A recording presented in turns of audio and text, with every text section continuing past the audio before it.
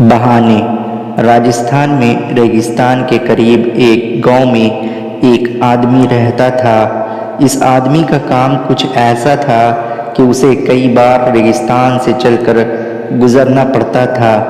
एक दिन दोपहर में जब ये आदमी रेगिस्तान से सफ़र कर रहा था, तब उसके हर कदम के साथ गर्मी बढ़ती जा रही थी और आदमी बुरी तरह से थकता जा रहा था।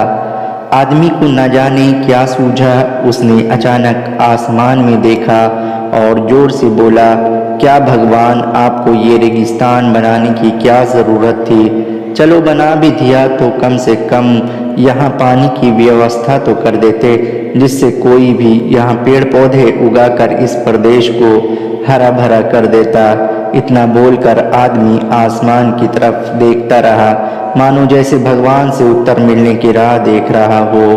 कुछ मिनटों बाद जब वो अपना सफ़र कंटिन्यू करता है तो थोड़ी दूर पर ही उसे एक कुआं दिखाई देता है। आदमी बड़ा अचंभित होता है, क्योंकि इतने सालों से वो इस रास्ते से आ जा रहा था, लेकिन पहले कभी भी उसको यहाँ कुआं कहीं नज़र नहीं आया था।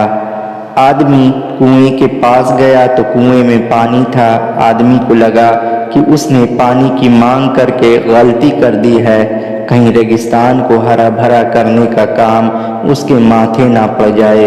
इसलिए वो भगवान से बोला, पानी तो आ गया, लेकिन बिना रस्सी और बाल्टी के वो पानी कैसे निकालेगा?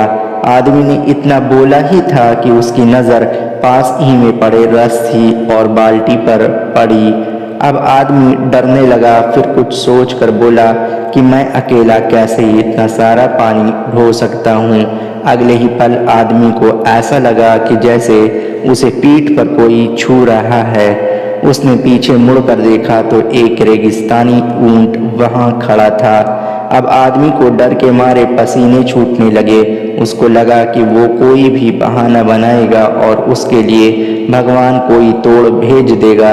इसलिए अब वो बिना कुछ बोले या सोचे चुपचाप आगे बढ़ने लगा।